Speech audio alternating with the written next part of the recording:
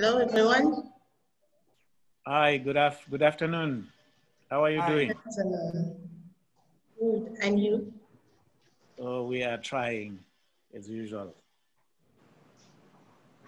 Fine. So our panel is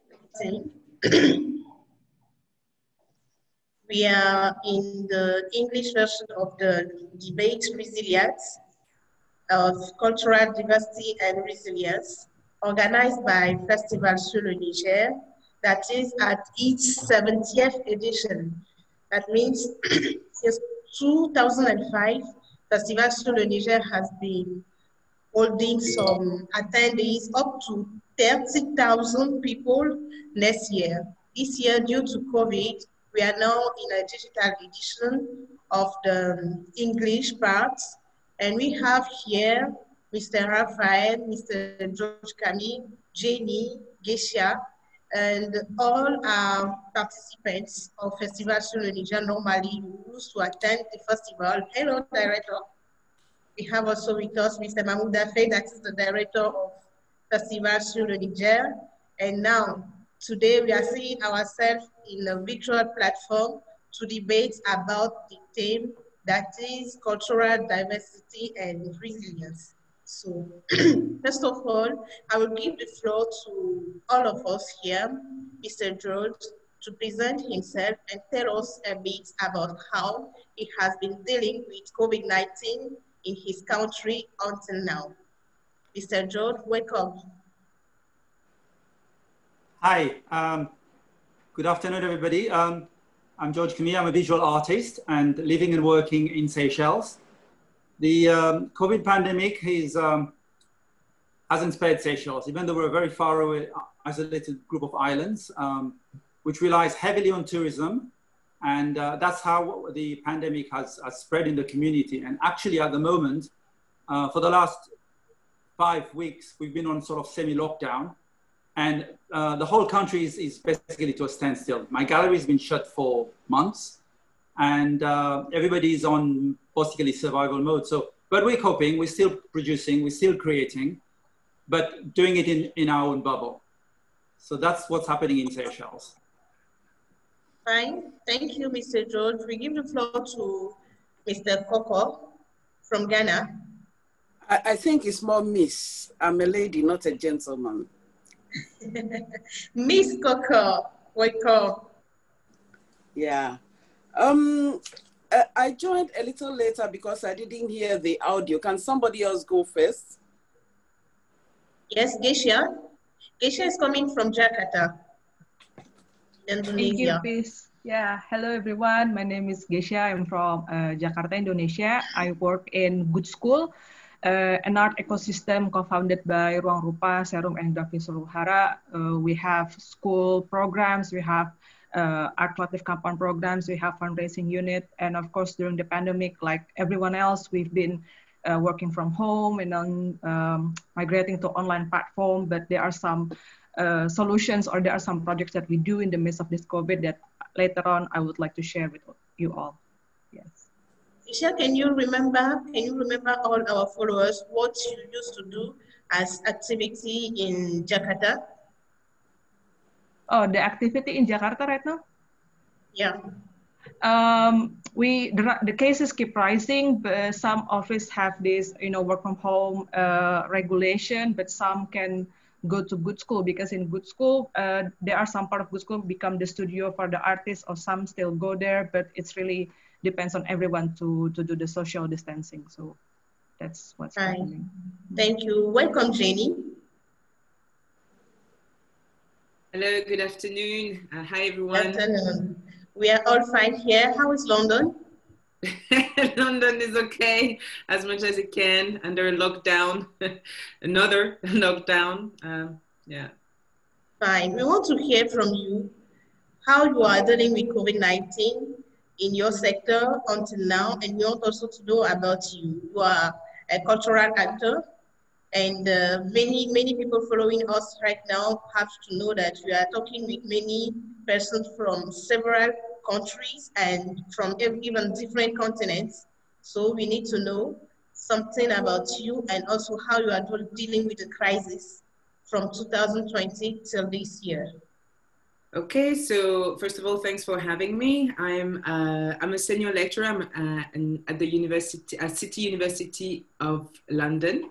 So I'm an academic, mostly teaching and doing research. And as you briefly mentioned, this has been especially affecting my work as both as teacher and as researcher.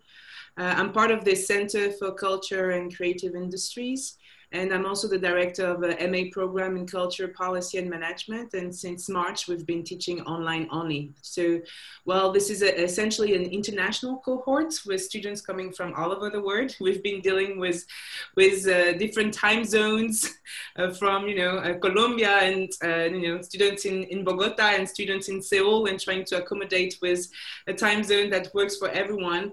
But also dealing with the increased anxieties that comes with studying in remote fashion, being alone, being isolated, and all these questions in terms of mental health and well-being that it comes to affect students. In terms of research also, like I work a lot, I do consultancy for intergovernmental institutions like UNESCO, but also cooperation services like the British Council.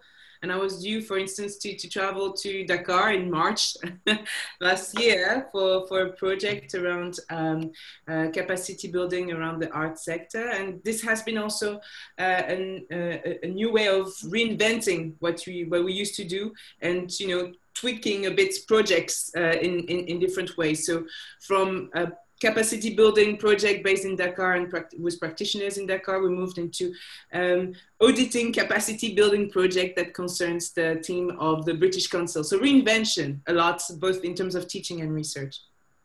Okay, we keep the word reinvention from you, and we give the floor to Miss Coco. Thank you very much, and good morning to everybody. Morning. As you know, I'm from Ghana. I am a cultural activist, and what I do actually is advocate on behalf of artists or with artists in the sector. We get government to work on policies that will enhance the value chain of the artists here. I'm also, in my capacity as a cultural activist, part of various networks across Africa that is doing the same thing, which is enhancing the lives of artists in Africa, and also bringing artists together in terms of when you talk about cultural diversity, so that we can learn from each other and bring about peace around the continent.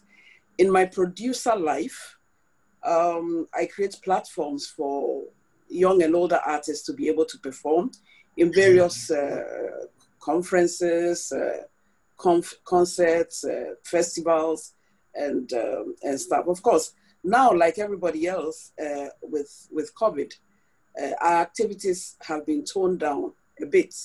And I think this is something we'll be talking about when we actually get into the debate, yeah? Thank you, Mr. Coco. Mr. Miss, Raphael. please. Mrs. I'm saying Miss Coco, right? Yes. Okay, thank you. Mr. Raphael. Thank you very much for giving me this opportunity, and I would like to welcome everybody to this unique festival. My name is Raphael Chikukwa. I am the Executive Director of the National Gallery of Zimbabwe, which was founded way back in the 1950s. And it has got 3 galleries, one in Harare and one in Mutare and one in Bulawayo. What I would like to say is the COVID-19, when it arrived in 2020, it was a big surprise. We all thought it was going to be for a short period. And when I got appointed to be the executive director in 2020, that's exactly the time when it arrived, and we were caught unaware as an institution. And the COVID-19 situation today in the country, it's very difficult, like in any other part of the world. And as a cultural institution that runs exhibitions in all its 3 galleries, this has been a wake-up call in a way for both institutions in the continent to really think beyond the gallery walls, the museum walls. And so this is an opportunity for us to be able to share our experiences that has been brought by the COVID-19 that has changed the whole cultural landscape of the continent and the world at large. Thank you. Thank you, Mr. Raphael. In this panel, let us remember that we are discussing the role of cultural diversity in strengthening the resilience of artists, cultural actors, and decision makers. And we are going to propose at the end ways for endogenous solutions and actions that can help every actor of culture for a better adaptation of cultural and creative industry in this context of COVID-19 crisis. So, Mr. Raphael, my question is going straight to you right now. You worked primarily as an independent curator for 10 years before joining the National Gallery of Zimbabwe in 2010 as chief curator. You are one of 7 African curators who participated in the Tate Modern Curating in Africa Symposium.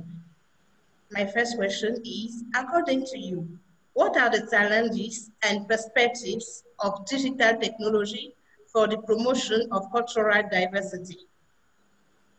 Let me come back. No, you thank hear you. Me well? Yeah, Yeah, I can hear you. Thank you very much for that question. I mean, it's this is a very difficult moment for cultural workers and cultural institutions across the continent, across the globe. The main challenges in the continent is to do with mostly cultural workers and cultural institutions in terms of the digital world. It is basically the usual power cuts that Africa consistently has. Then the high data for internet, and also that most of the cultural institutions and cultural practitioners were not prepared for this. And that's why I said earlier on that we were caught off guard as cultural workers and cultural institutions and cultural leaders. The idea that everybody is fighting to migrate into the digital world is now a bigger challenge that we have to battle with as cultural workers and cultural institutions. So it is very, very important for us to take steps lightly, step by step, but not to rush, because there's a tendency and a disease that when we rush into this whole digital world, there's so much that we could miss. There's so much that could go wrong. The idea of our preparedness as a continent and as cultural workers is something which I think it is very, very important for us to be able to do that.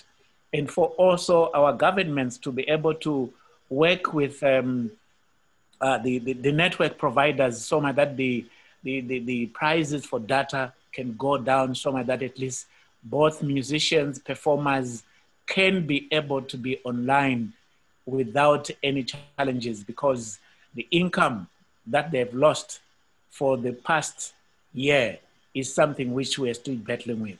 That's what I would say. Thank you so much. And according to you, regarding all this, what could be the impact of digital on cultural diversity in this digital era? I'm sure the impact is heavy.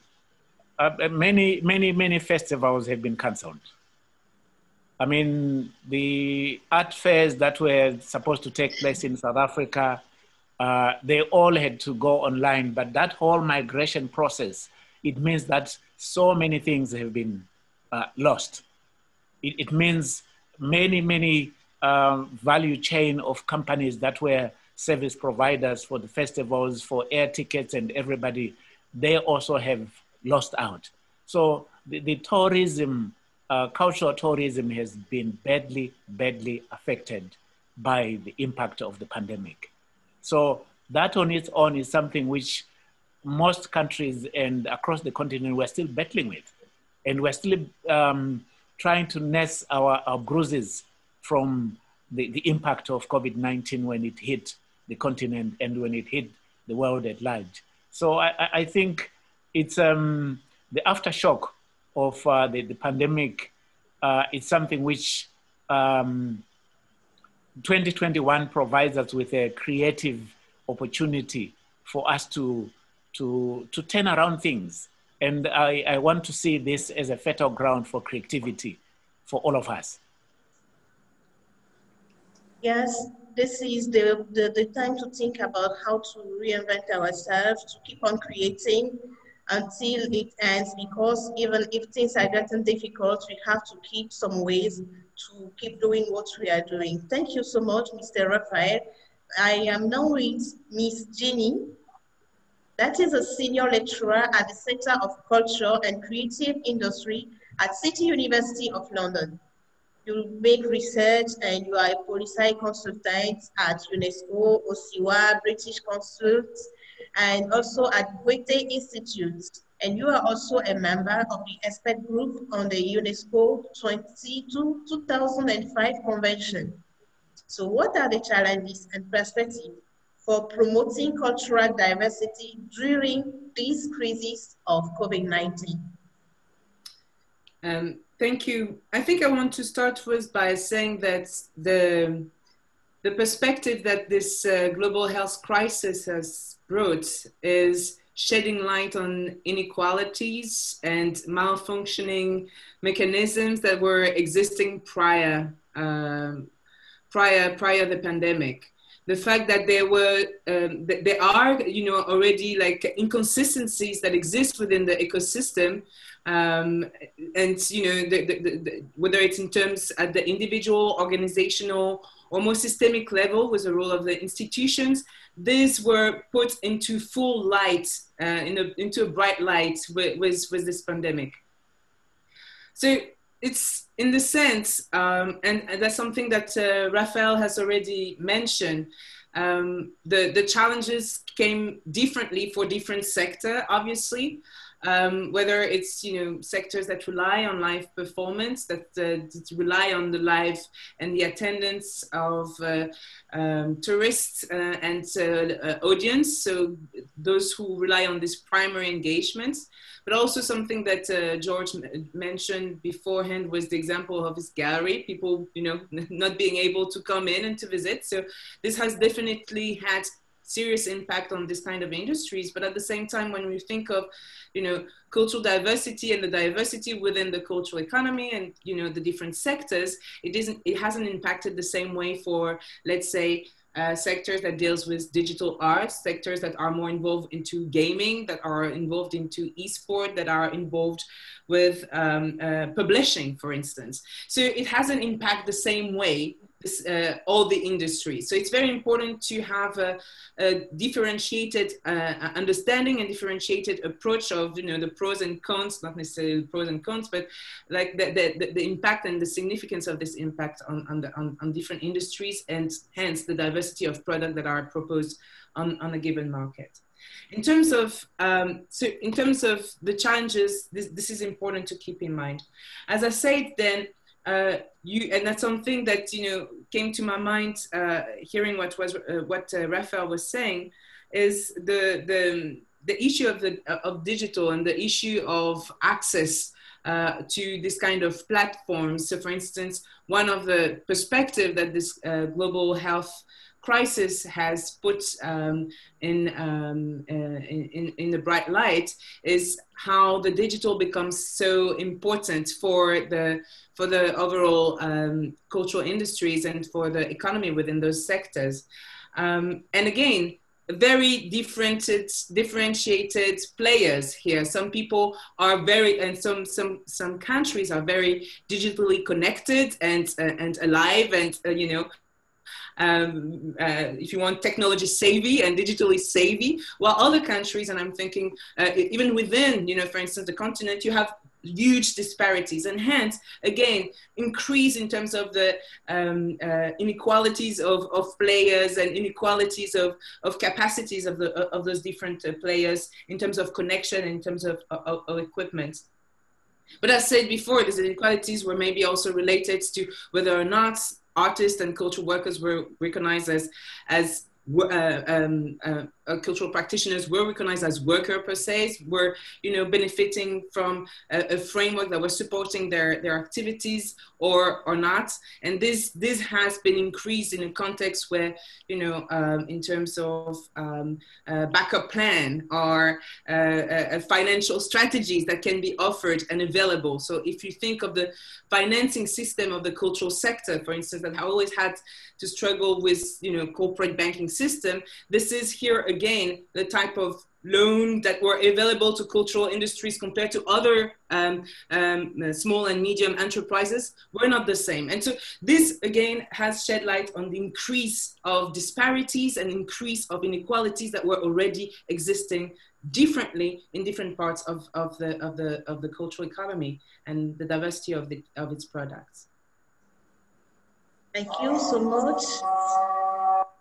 Thank you so much. And do you think that artists and the cultural actors have the resilience capacity that will help them to face the crisis right now? I heard your question, and that's a blessing piece. Yeah. So I understand your question, that, and you may want to, I don't know, mute yourself, if, you know, disturbing, so it doesn't disturb all the auditors. We can cut our microphones if the sound is coming from our side. It's not here. Oh. It's Coco, it's Ghanaian, it's Ghana. It's a Ghanaian event. Can you touch it? Yes. You can touch your microphone. That's my microphone. Yeah. But that's okay. I can respond to this question regarding the resilience, and I think it's a very important question because it's also a question that links back to those pre-existing inequalities and pre-existing challenges that were in the sector, right? And I'm a bit uneat ease with this question of resilience focusing on individual artists and individual actors. I think it's very dangerous to, let's say, how can I put it, to put the responsibility of change on the shoulders of individuals only and individual artists. I think it's very important when we ask this question of resilience to ask ourselves a question that is not just located at the individual level, but also at the organizational level and the systemic level. Can we think of resilience in something that is more relational, that looks into the whole ecosystem, that doesn't minimize the role of the state, the role of public institutions, and that don't, if you want, put and that recognize this interdependency between people, between their environment, whether it be cultural, social, or economic. But again, that doesn't leave the, if you want, the overall bearing and you know, of this survivalist strategy at the individual level only. So I think in terms of dealing with resilience, I want to not just say how and, you know, what can individual artists, actors can do, but how a whole, that taking seriously this issue of resilience asks for us to look at the whole ecosystem and look at how not only individually, but organizationally and also at the level, at the more systemic level, there is a need to change and adapt. And I think this also allows us to shift also an understanding of resilience. And here I'm drawing on the work of two colleagues from our center, Professor Andy Pratt and Professor Rose Gill, who worked a lot on those questions of resilience. And so calling for new mechanisms, calling for a new deal, calling for new changes. If you look at, you know, the experience, and I don't like necessarily to compare global north and global south, but if you look at the experience of, for instance, the UK, it's after a major crisis that the Art Council was created. It's after World War II. So this crisis can be a time to change the terms and conditions of the debate, change the terms of condition and reinvent resilience. And hence, rather than talking about resilience in terms of surviving, we think of it in terms of thriving. Rather than talking about it in terms of enduring, we think about it in terms of evolving. Whether, again, talking about strengths and, of strong individuals, we're talking about flexibility and adaptation. And again, rather than how we can return to a prior state, we agree and we accept that resilience needs to be translated into something that calls for change. And I think it's very important to question those concepts like resilient artists, and to go beyond for what it means systematically for the overall society and the place of art and culture within this society. Yes, we have to question back all those concepts and still adapting. The crisis is not at its end, and we are still thinking about it. The research is going on your side. And now, as an artist, we have among us Mr. George Comey, that has a background of prolific visual artist, and he has, Mr. George Artist has the first art gallery in the Seychelles. Mr. George Comey, welcome. Your microphone, open your microphone, please. Hello, yeah, I'm all ears. Thank you. So Mr. George Comey has staged numerous group and personal exhibitions in Seychelles and exhibited in many private collections around the world. And he is a visual artist that holds the first arts gallery in the Seychelles.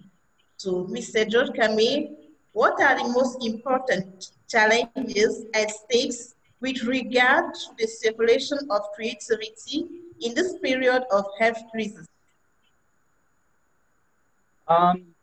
Well, in terms of visual art, I mean, it's a venue-based event. Galleries, you walk in and you visit the exhibition, and just like all venue-based events, like festivals and concerts, we've been the one affected the most, as Jenny has rightly pointed out.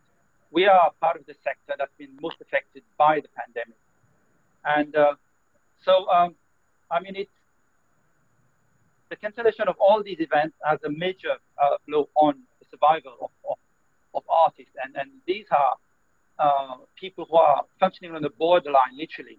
I mean, it is a very difficult industry to be in. It was before the pandemic, and now it's proving even more difficult. I mean, the term struggling artist has always been associated with people who choose that field. I mean, in my case, I'm lucky because I'm one of these artists who had more resources at my disposal to ride out this pandemic. My galleries have been shut, as I said, since last March. And as a result of that, you question the whole establishment, the brick and mortar aspect of running galleries. And for me, that is one of the challenges, we need to reinvent ourselves, and the traditional method. Already it was a big issue in Africa itself. We've met, I mean, several of the people on the panel, we met on the borderlines of major events in Africa, namely the Festival sur le Niger, and talked about this issue about the circulation and the visibility of African art as a product and how to make it accessible. And so for me, the way forward is to go online. I mean, it's something that's been happening gradually, and it started in Europe and in the West, where a lot of fairs, in order to ensure the survival, have gone online, and some galleries as well are going online and using more social media and other platforms. But that in itself presents a major problem, because Africa, in terms of the availability and the efficacy and the accessibility and the cost of the internet, there's a huge disparity, So you can't suddenly decide, okay, we're all going to migrate, we're all going to go online, and we're going to sell from there. I mean, we need the support, as Jenny rightly pointed out, of the digital gurus, The artists aren't equipped in terms of resources, in terms of knowledge. So there's a whole relearning, there's a whole support network that needs to to suddenly emerge out of somewhere to support the industry, you know. And for me, as I said, I see the shining, I see the silver lining of this pandemic. Let's put it this way. I mean, running a gallery on an isolated island, anyway, it was a challenge, you know, being visible. And for years, I've chosen to stay outside the main sort of gallery circuit because I work and I function very well running my 2 galleries in Seychelles. We have, you know, and the cultural industry, the creative industry is linked in a lot of instances directly to the tourism industry. So the pandemic has literally killed off, you know. Seychelles, 65% of our GDP relies on the tourism industry. And now the tourism industry itself has gone down. It's only like functioning at 10%. Well, not now because we closed. So I think that's what's at stake here. The stake is survival of a lot of artists, and I hope they can ride out this pandemic storm so that they can be stronger at the end of it, and also to really look at how we make the product more visible and migrate online. Not in a rush, like Raphael said. You know, we need to do it properly, systematically, because there's dangers with that. You can be ripped off, copied. You can be there's all sorts of camps going on. You've got to be prepared. But for me, that's the main challenge, and that's what's at stake. And hopefully, we will find a way around it. We've got the resilience as a collective, not as an individual. And so you need the support of government, you need support of donors, funders, you need support of institutions so that, you know, we can ride out this pandemic. Thank you. As we heard about Jenny right now, telling us that it's all the ecosystem that has to work about this pandemic and the resilience. We also have Mr. George Comey that explained to us how the artists are dealing with the crisis in his country. So we want to know if today you have defined a model, an economic model that is helping you to sell your products in your country, Mr. George Comey. What I'm doing is we've got an association, an NGO that groups a lot of artists, Arterial Network. So we're coming up with a website where artists, because we had a physical space which had been shut, so we're working on migrating and selling the work online. Also, I think that's where the institution, the government in Seychelles has taken the matter seriously, and in fact, we're the first one to roll out the mass vaccination program in Africa. You know, and we're hoping by mid-March to reach 70% herd immunity, because the whole economy is on its knees, not just the cultural industry, the whole. So we're trying to deal with it on that level. But on the other level, it's there's nothing much you can do apart from online, because you physically cannot open your door, and you physically cannot meet your clients. You physically have to show them the product, and even the customers, you know, the post office is closed. The whole system that services, you know, somebody buys something online, you can't actually send it to them. So the problem is it's huge, you know, and whilst this debate is about, you know, the cultural and creative sector, but we can't work and function in a void. You know, the government, we have to lobby as well. Maybe we have to use our voice to sort of like, okay, collectively work to solve this problem. And but that's how it is. I mean, it's and also what I've been doing is basically using the downtime, like most artists, to create, to relook at your body of work, to relook at your industry in itself, and see and plan post-pandemic, you know, because there is everybody knows, you know, the light at the end of the tunnel, you know, with the way things are going at the moment. So I'm in the process of modernizing and redoing my gallery space and getting it all ready for hopefully when things get back to normal. So getting prepared, because on the mental level as well, you know, you need to be able to not let it drain you and drag you down. You know, you need to be optimistic as an artist, and not just focus on the fact that you're locked down, you cannot interface with your audience, but you can still create, you know. So when the time comes, you will be better prepared, you know.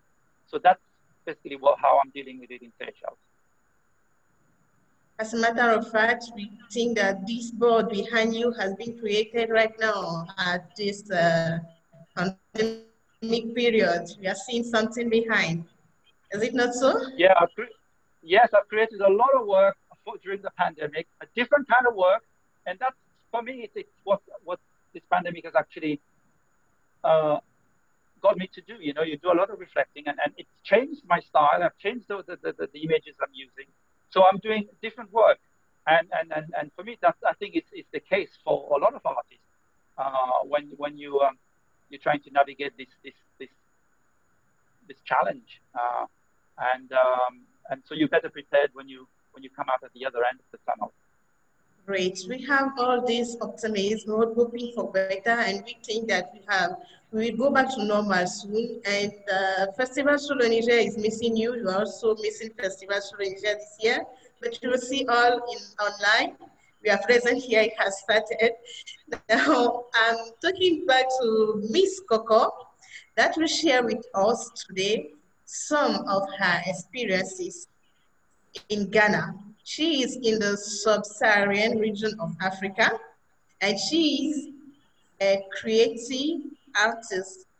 She is a professional in creative industry and music industry in Ghana. Miss Coco, so you are also the Associate Director of the Institute for Music and Development in Accra. So today we want you to share with us some of your experiences and inspiring examples in terms of building resilience capacities in the cultural sector, especially in your music sector as cultural industry branch. Ms. Coco? I think, first of all, we were all at Massa when we heard about the disease, about COVID, and borders started closing, airlines stopped flying, and stuff like that. Now, what's for me the tragedy of this disease has been was that at this time, when the COVID hit, many of these festivals were really have matured in promoting cultural diversity. Massa, for example, at that time, have succeeded in reaching out even to the diaspora. It was no longer just an African festival, but it has become a festival that was embracing Africa and its diaspora. There were Brazilians, there were people from the Caribbean, there were people from the US who came together to learn from each other and to see each other's art. The festival on the Niger, the same thing. The Visa for Music, the same thing.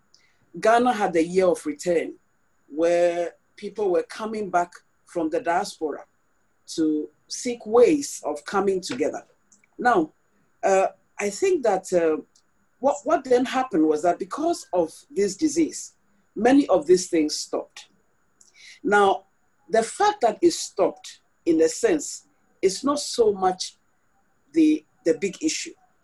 The fact that it stopped there, what it showed to us, as Jenny pointed out before, was that it showed the loopholes in our policy.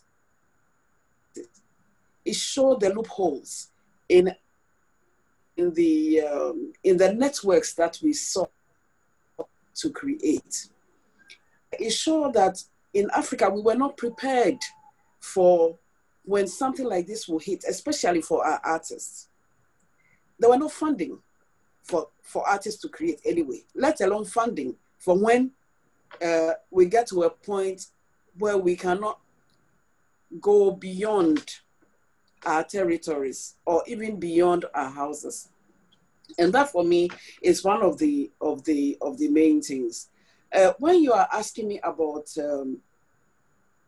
things that could be done, I'm feeling that, for example, our governments could set up funding for artists like other countries have done. If you look at places like Ms. Coco, before we go to what could be done, we get to that. Yeah, I want to hear from you. What happened during this lockdown period?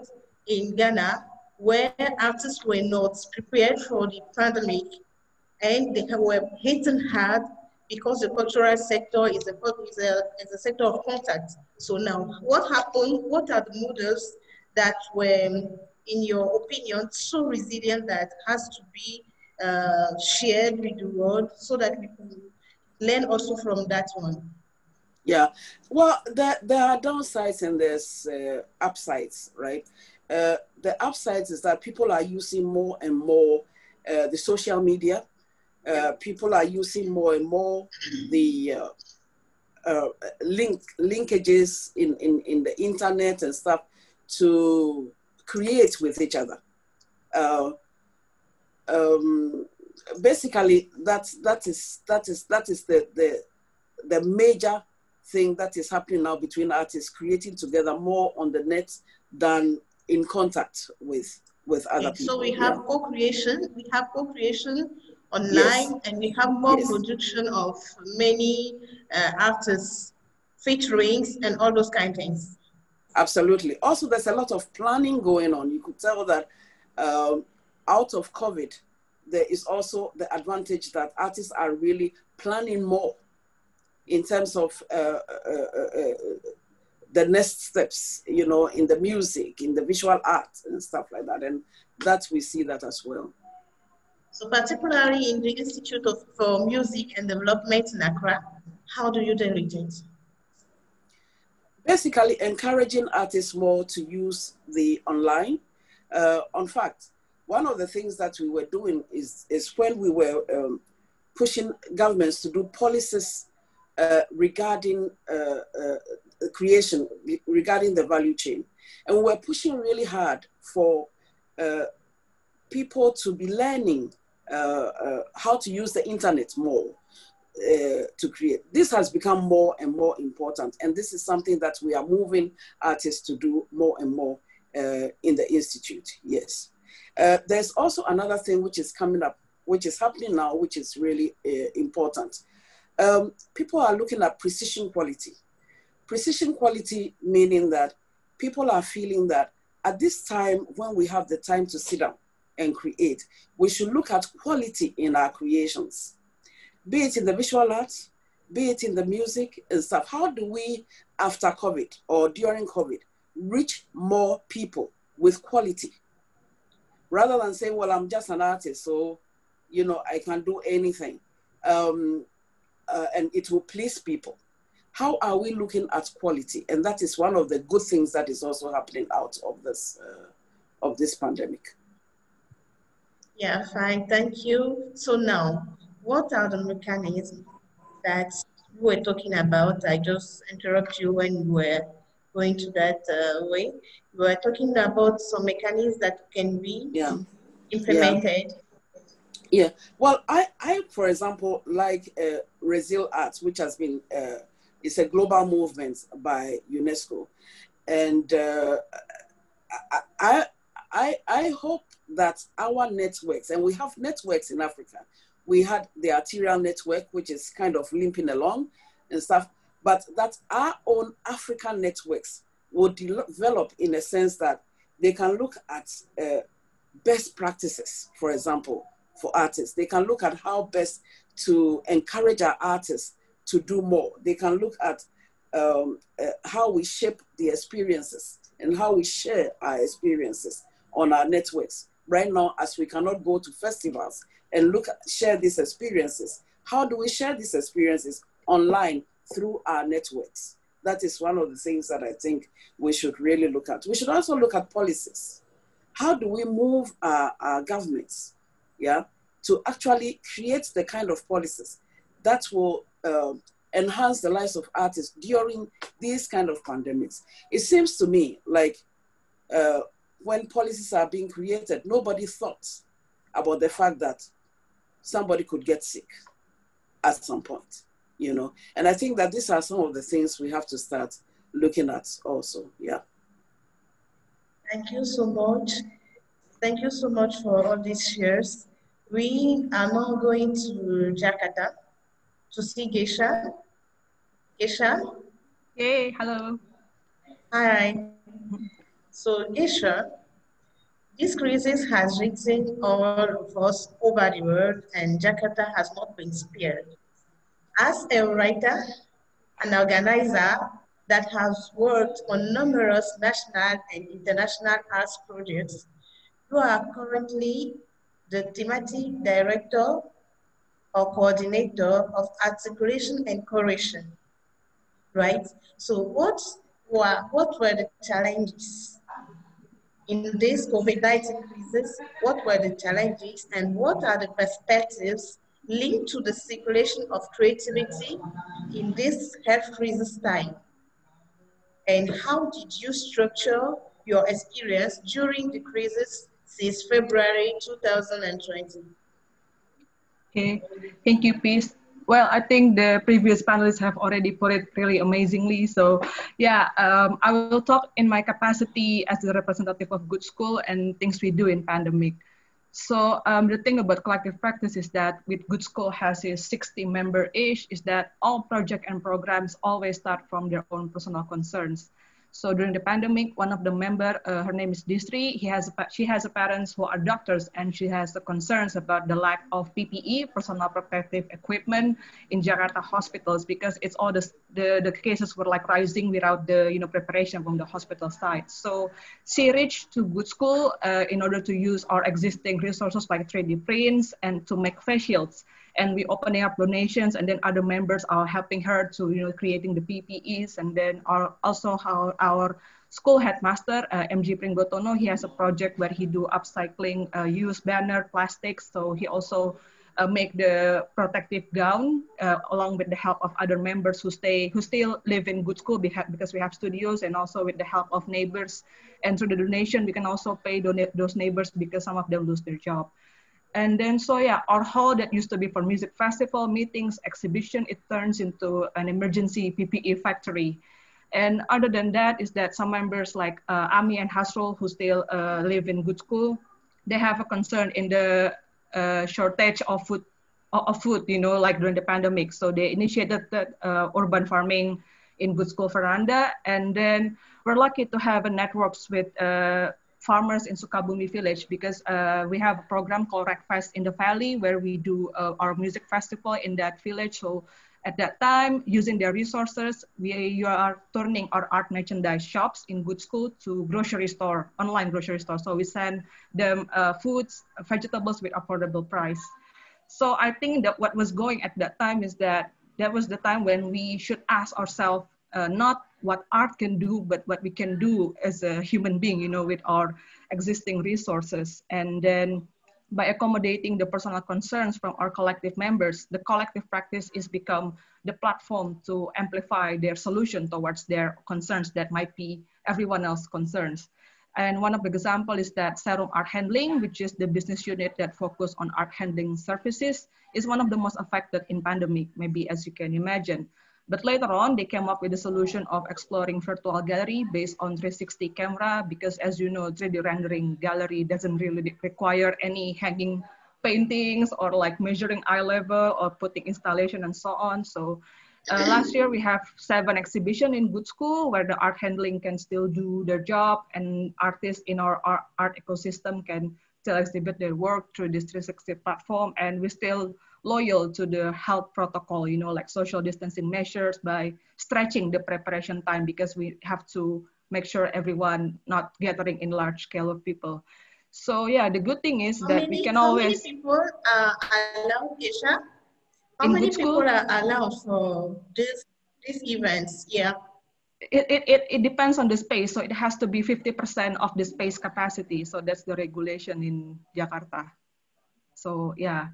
So that we have 7 exhibition, and the good thing is that we can always have the exhibition archived forever, because that's one thing that we always struggle before pandemic, documentation, archive, and so on.